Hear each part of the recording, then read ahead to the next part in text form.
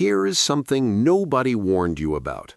You wake up, you have not eaten in 8 hours, and your body should technically be in fat-burning mode. But in the first 45 minutes of your morning, most people are unknowingly sending a biological signal that locks belly fat in place for the entire day. Not because of what they eat, because of what they do before they eat anything at all. Today, we're going to decode exactly what that signal is, why your belly fat is uniquely wired to respond to it, and the precise 5-step physiological protocol that shuts it down. This is not about motivation. This is about the mechanism. The science: why mornings determine fat storage. To understand the morning battlefield, you need to know one enzyme, lipoprotein lipase, or LPL. This enzyme acts as the fat storage switch. It draws energy from your bloodstream and stores it in fat cells. Visceral fat, the deep abdominal fat surrounding your organs, has up to 4 times more glucocorticoid receptors than fat stored elsewhere on the body.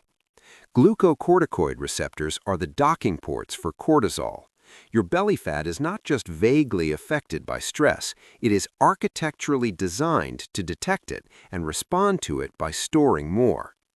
Every morning, your cortisol naturally spikes. This is called the cortisol awakening response, and it is not a problem, it is a biological design feature. For the first 45 to 60 minutes after waking, stress hormones climb to their highest point in the full 24-hour cycle. The purpose is to mobilize energy and prepare you for the day. If you navigate this window correctly, cortisol surges and then drops steeply. You ride a clean wave of natural energy, and your body shifts into fat-burning mode for hours afterward. But if you reach for your phone, drink coffee immediately, and rush out the door before your system has had a chance to regulate, you stretch that cortisol spike into a prolonged plateau. The LPL enzyme stays active in your visceral fat. The fat storage signal does not turn off. Even if you eat a perfectly healthy lunch, your body has already been primed since 7 in the morning to store rather than burn. Most people never connect the dots because no one explains it this clearly. So let us fix the morning, step by step. Step 1. The adrenal cocktail. The first biological mistake of most mornings is reaching for coffee before water. After 7 or 8 hours of sleep, your body has lost roughly 1 liter of fluid just through breathing. Your blood is thicker and more viscous. Your heart has to work harder to circulate it, and that extra physical effort is a stressor that raises cortisol before you have even stood up. Your adrenal glands, the organs that produce cortisol, require sodium and potassium to function in a calm, regulated state. When these minerals are depleted overnight, the adrenals compensate by producing more adrenaline and aldosterone to maintain blood pressure. That compensation is its own stress response layered on top of the cortisol awakening response. The fix is simple. Before anything else, drink a large glass of room-temperature water with a small pinch of high-quality sea salt or pink Himalayan salt. The sodium signals to the kidneys and adrenals that resources are available. The stress response dials back immediately. Add a squeeze of fresh lemon for potassium and liver support.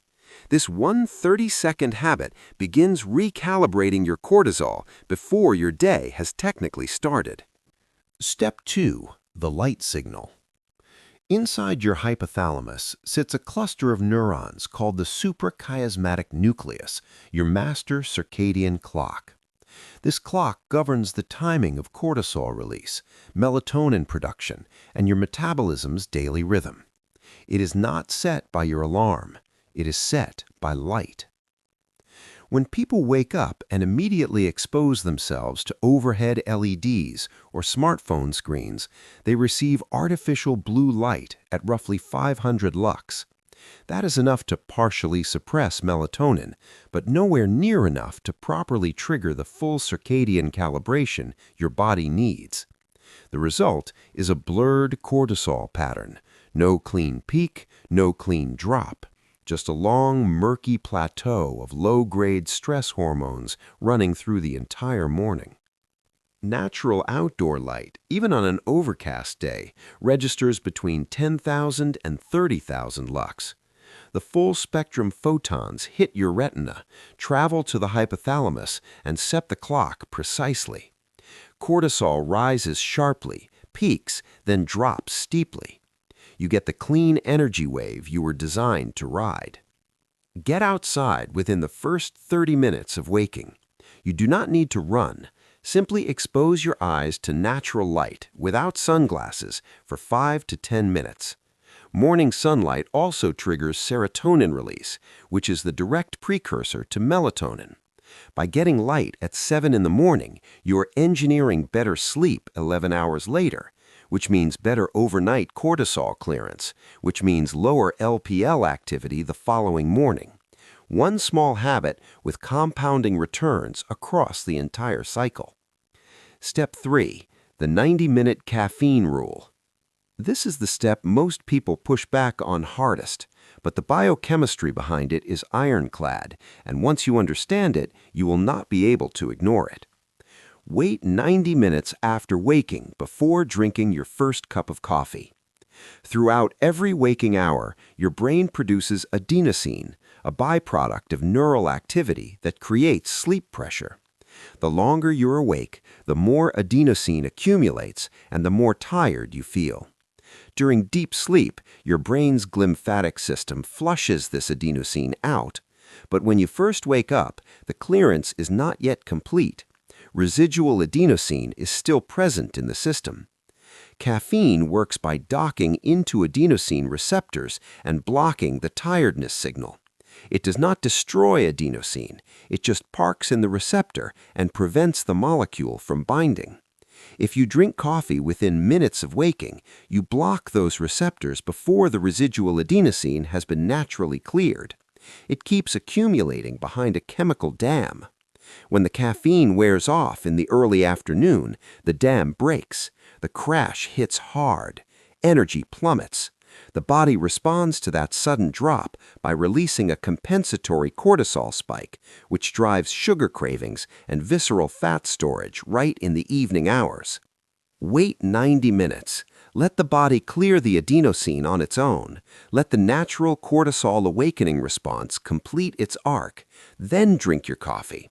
At that point, it acts as a genuine performance enhancer working with a regulated system, not a crutch propping up a depleted one. You get sustained energy, no crash, and no manufactured afternoon cortisol event. Step 4. Optic flow and morning movement.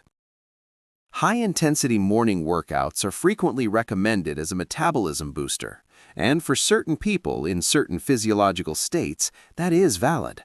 But if you are chronically stressed and carrying excess visceral fat, intense morning exercise may be counterproductive. It creates hypoxia, a temporary oxygen deficit, which the body reads as a physical threat and responds to with a cortisol spike. You are adding stress to a system that is already cortisol loaded. The far more powerful morning movement tool is walking, not because it burns significant calories, but because of a specific neurological mechanism it activates called optic flow. As you walk forward, images pass across your peripheral visual field. This peripheral visual motion directly suppresses activity in the amygdala, the brain's threat detection center. Research shows that optic flow quiets the amygdala, lowers anxiety, and reduces cortisol. It is a primal safety signal rooted in our evolutionary history. Forward movement meant agency, exploration, and safety. Stillness meant hiding. A 10 to 15-minute outdoor walk in the morning stacks 3 interventions simultaneously. You receive natural light exposure to set the circadian clock. You activate optic flow to quiet the amygdala, and you engage in gentle physical movement that supports circulation without triggering a hypoxic stress response. It is arguably the single most efficient anti-cortisol tool in this entire protocol. Step 5. Delaying the dopamine. The final step has nothing to do with supplements or sunlight.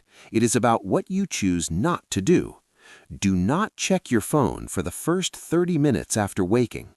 When you open social media or email the moment your eyes open, you are flooding a waking brain with dopamine and cortisol simultaneously. You are reading other people's emergencies and registering them as your own. You are seeing conflict, comparison, and demands before your nervous system has established its own baseline of calm. The sympathetic nervous system, fight or flight, activates immediately.